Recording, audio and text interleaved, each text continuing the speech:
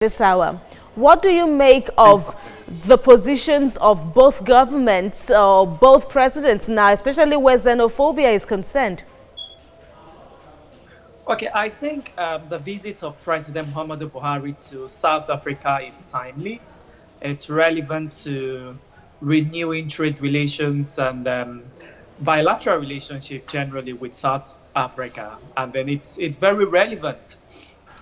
What I see to it beyond the visit is the fact that our president is there now. We've also been there via the envoy that we sent to South Africa at the heat of the xenophobia attack. My deepest concern is for the South African president, Ramaphosa, to accept that truly there was a xenophobic attack on foreign nationals, which he's been reluctant to accept. And moving forward, renew trade agreement and have like a communique, like a plan of action from the two governments on how to address issues of this nature.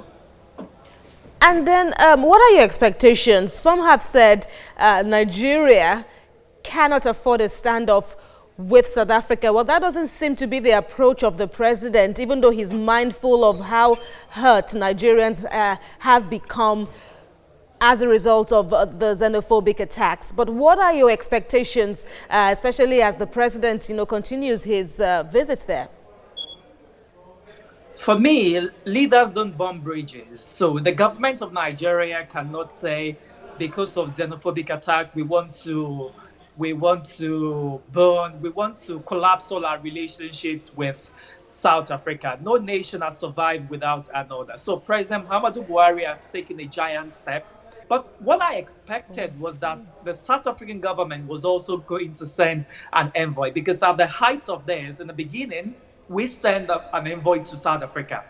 And our president is visiting also, is there also. So I expected that before the presidential visit, South African government would have also, some of the representatives would come to Nigeria. And that shows that the government is saying that we understand the place of xenophobic attack on nationals, on Nigerians in South Africa, and also accepting that this will not happen again. So what President Buhari has done is leading. He has provided leadership. It's also a lesson for the South African government to see that he's coming now, not because he just wants to come, but because there's a need to renew our relationship. The xenophobic attack collapsed a lot of things. South African businesses in Nigeria, some of them are not back to operational standards, same as Nigerian businesses in South Africa. So livelihoods are down. And then I think it's a good step in the right direction. They will fine-tune a lot of agreements for bilateral relations, for diplomatic actions, and for defense at the same time. So I think it's very apt. Let's give kudos to our president for taking Ibrahim, total value of trade between both countries as at 2018 stands at 3.35 billion, now making Nigeria South Africa's largest trade partner, going by the record. But now I'm asking, how do you think both countries should enhance cooperations already? In South Africa, there is unrest growing about the poor economy. And here in Nigeria, too, the challenge continues to remain about, bettering the economy. So how do you think both countries should leverage on their weaknesses and draw strength? Okay, for South Africa, what the government must do, they must put to paper rather, that xenophobic attack is criminal and it should be criminalized.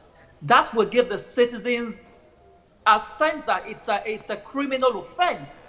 I do not know that it is minted somewhere in their constitution or their governing laws that xenophobic attack comes with charges, comes with sentences.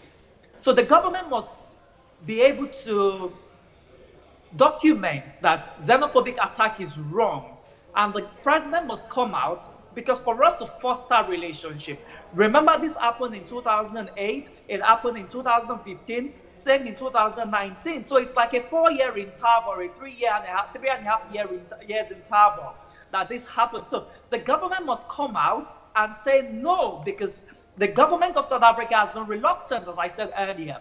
It's still not accepting that there was a xenophobic attack. So it must come out, and coming out alone is not about saying it. Also by going through means of legislation, saying that this is criminal and it must not happen again. Ibrahim Owolabi. All right, well, that'll be all for now. Thank you. Okay, right.